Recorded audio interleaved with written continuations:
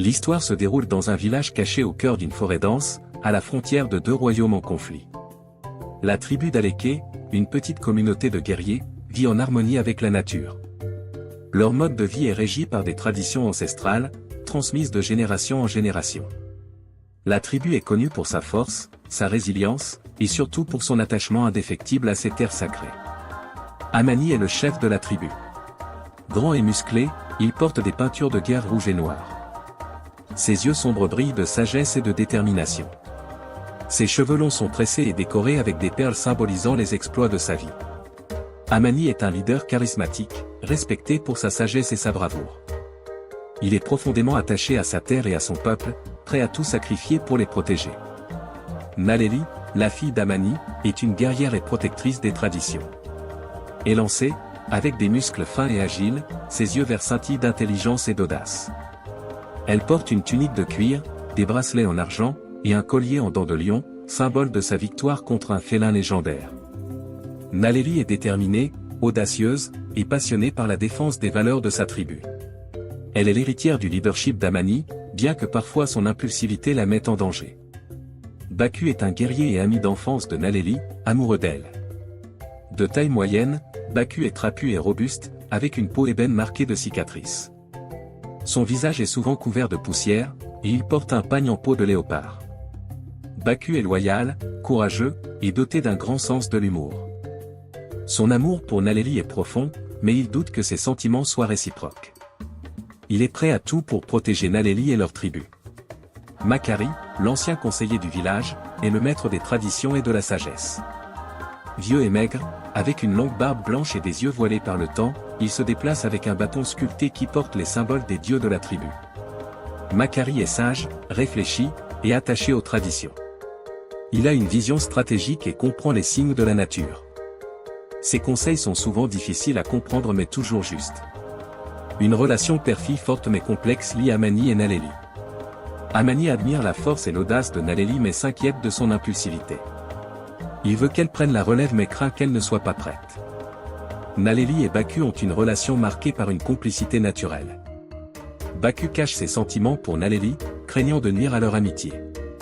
Naleli, quant à elle, voit en Baku un frère d'armes, sans se douter de ses sentiments. Un respect mutuel lie Amani et Makari. Amani voit en Makari un mentor, tandis que Makari voit en Amani l'héritier digne de la tradition. Leur relation est fondée sur des années de collaboration et de sagesse partagée. L'histoire débute avec un présage sombre, Makari a une vision d'une tempête qui emportera tout sur son passage, y compris la tribu. Les signes annoncent l'arrivée imminente d'un grand danger, une menace qui ne vient pas seulement des éléments mais aussi des hommes. Un puissant royaume voisin, dirigé par le roi Kalou, cherche à étendre son territoire. Kalou envoie un émissaire pour proposer une « alliance » à Amani. En réalité, il veut s'emparer des terres sacrées de la tribu, qui regorgent de ressources précieuses. Amani refuse catégoriquement, sachant que céder ces terres reviendrait à trahir ses ancêtres et détruire l'âme de son peuple. Face à la menace de guerre, la tribu se prépare. Amani réunit les anciens, Makari inclus, pour discuter de la situation. Certains proposent de négocier, d'autres de fuir. Naleli, cependant, prône la résistance. Elle veut montrer à Kalou que la tribu ne pliera jamais. Amani, bien que réticent à l'idée de mener son peuple à la guerre, sait que la fuite ou la soumission n'est pas une option. Baku, fidèle à Naleli, se prépare à combattre à ses côtés, malgré le danger. La tribu doit faire face à plusieurs épreuves avant la bataille finale.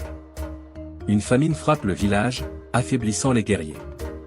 Un incendie, probablement déclenché par des espions de Kalou, détruit une partie des réserves de nourriture. Malgré cela, la tribu tient bon, soutenue par la volonté de Naleli et l'expérience de Makari.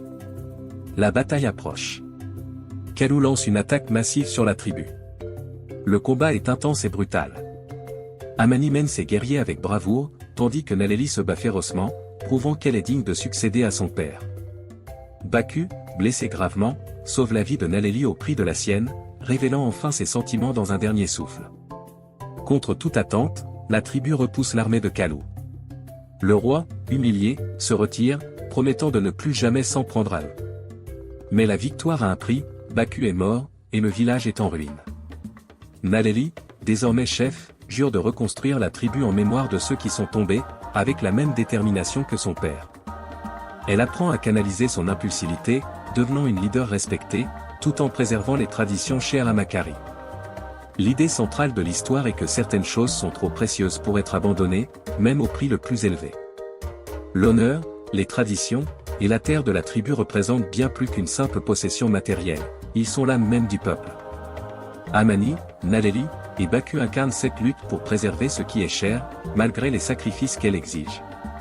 L'histoire montre également que la force d'une communauté réside non seulement dans la puissance physique mais aussi dans l'unité, la sagesse, et la détermination à protéger ce qui leur est le plus précieux. Elle enseigne que, parfois, il faut savoir se battre, non pas pour vaincre, mais pour ne pas céder ce qui nous définit.